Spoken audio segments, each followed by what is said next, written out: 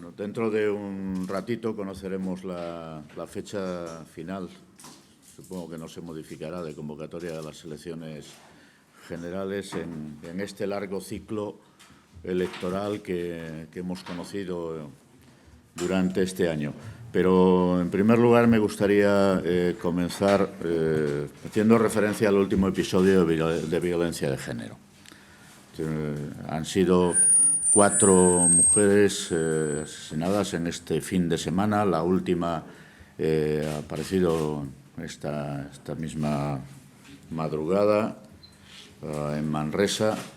Tiene una situación absolutamente intolerable que exige de una reacción del conjunto de la sociedad española, empezando por los poderes públicos. Como saben, el próximo día 7 de noviembre está convocada una gran marcha en el conjunto del país que tendrá su punto final en Madrid contra las violencias machistas. Creo que se necesita de un aldabonazo de la sociedad española. Espero que la asistencia a la marcha sea multitudinaria, como se corresponde con la gravedad del asunto que concita a la gente a manifestarse en Madrid. En fin, hoy ha habido Consejo de Ministros extraordinario. No hemos contraprogramado, más bien ha sido una contraprogramación inesperada en el último momento. Pero bueno, el hecho de que coincida esta comparecencia para presentar las propuestas que el sindicato trasladará a las formaciones políticas con el anuncio final de la fecha de elecciones por parte del presidente del Gobierno, que supongo que hará un balance también de la legislatura, pues lo mismo viene bien para cruzar cosas, opiniones, ideas, porque lo que necesita este país es debate alrededor de una situación que está lejos de haber resuelto los efectos de la crisis económica más prolongada de la historia reciente de nuestro país. Se cierra, como decía, un largo ciclo electoral y el ciclo de esta legislatura, un ciclo electoral que ha reconfigurado en parte importante el mapa político español, mapa que salió de las elecciones generales del año 2011, se parece poco al mapa que dejan las citas electorales que se han producido hasta ahora y que previsiblemente tendrá una traslación en las elecciones generales del 20 de diciembre al escenario general, que debiera servir esta reorientación del mapa político, si es en la intensidad adecuada, para reorientar las políticas que se han practicado en nuestro país en estos últimos años.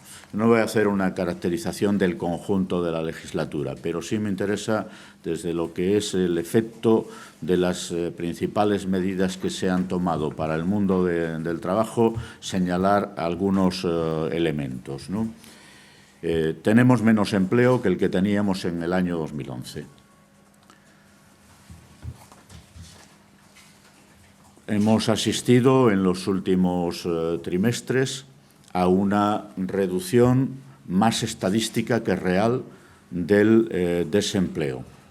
Es cierto que la tasa de desempleo ha caído hasta situarse en el 21,18%, dice la última encuesta de población activa, pero esto está asociado fundamentalmente a la caída de la tasa de actividad. Es decir, desánimo, regreso de muchas mujeres a ser confinadas nuevamente en el hogar para atender las deficiencias que ha introducido, pues reformas o paralizaciones como la ley de dependencia, reformas sanitarias, educativas, pérdida de calidad de los servicios públicos y los servicios sociales. Emigración, hacía tiempo que el saldo de salidas e ingresos no era tan desfavorable como lo es en estos momentos. Cada vez más personas, sobre todo más jóvenes, más cualificadas, se marchan de nuestro país por falta de expectativas para encontrar el futuro en otros lugares. Empobrecimiento, por lo tanto, también en esos términos de nuestro país. Una creciente precarización del mercado de trabajo. Es decir, menos empleo, prácticamente volvemos a la casilla de salida en materia de volumen global de personas desempleadas y el escaso empleo que genera la actividad económica en nuestro país es empleo precario, empleo temporal. Tiene que ver con la configuración de nuestro tejido productivo, tiene que ver con el efecto de la reforma laboral de febrero del año 2012, que en un primer momento sirvió para acelerar la destrucción de empleo en medio de la segunda recesión conocida en este periodo de crisis, y en segundo lugar, cuando empieza a recuperarse macroeconómicamente la economía del país, para deteriorar seriamente la calidad del empleo.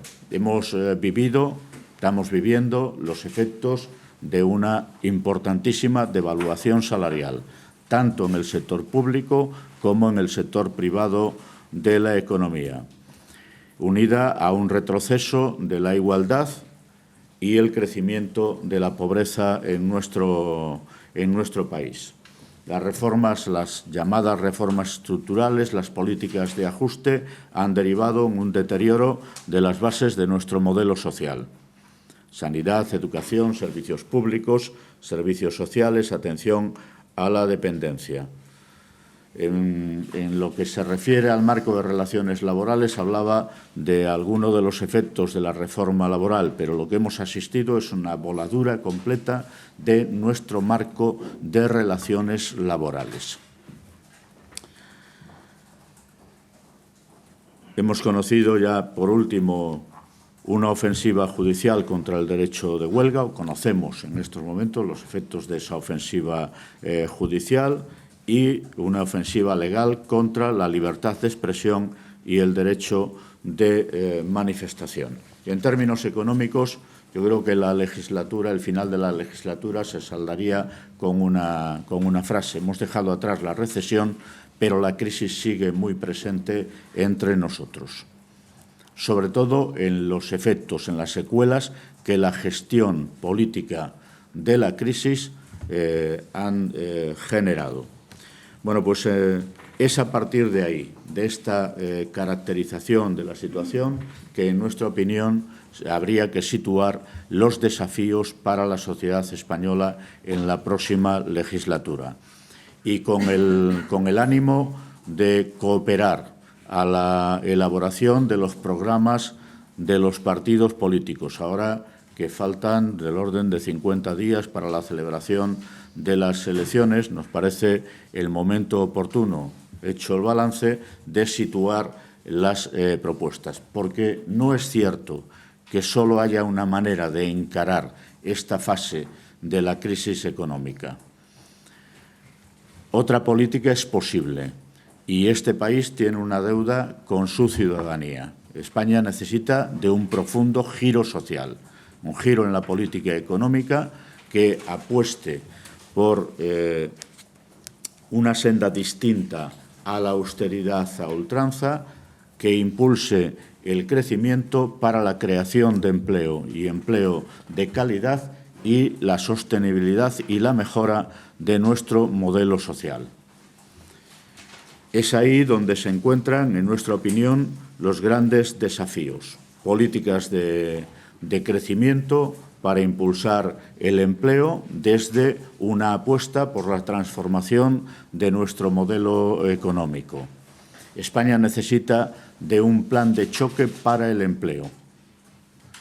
España necesita de una recuperación del cuadro de derechos laborales perdidos con la reforma laboral, el impulso de la recuperación y mejora del poder de compra de los salarios, porque las claves para el desarrollo económico sostenible se encuentran en la demanda interna. La demanda interna es inversión pública, es inversión privada, pero la componente fundamental es el gasto de las familias, la capacidad de los salarios, de las pensiones, de la protección pública para generar actividad económica. Y los salarios necesitan dar un salto cuantitativo importante asociado al cambio en la calidad del empleo. Hay una referencia primera, obligada, que es el salario mínimo interprofesional. El salario mínimo interprofesional debería situarse en 800 euros el primer año de la próxima legislatura, para avanzar desde ahí a conectar con la recomendación de la Carta Social Europea, que habla de un valor del salario mínimo en el entorno del 60% de los salarios medios negociados. Estamos sensiblemente lejos de esa situación. Para ello, además de operar sobre el salario mínimo, es necesario recuperar la negociación colectiva. Más de 3 millones de trabajadores y trabajadoras han perdido los convenios colectivos de referencia en este periodo. Es el efecto directo de la reforma laboral. Es necesario recuperar la negociación colectiva. Para ello es imprescindible eliminar el fin de la ultraactividad que sancionó la reforma laboral, recuperar la primacía aplicativa del convenio colectivo sectorial e impedir la modificación unilateral de las condiciones de trabajo posibilitada con la reforma del artículo 41 del Estatuto de los Trabajadores, que ha dejado en manos del empresariado una gran discrecionalidad. Es necesario apostar por un tratamiento radicalmente distinto al actual del despido, tanto del despido individual como del despido colectivo.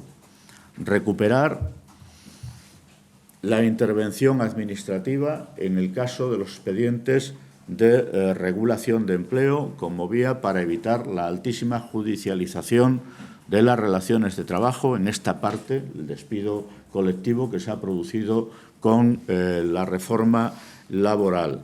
Situar en manos de los trabajadores, no relataré todas las propuestas, las tienen en el documento, por ejemplo, en el caso del despido individual improcedente, el derecho a optar por la reincorporación al puesto de trabajo o la indemnización.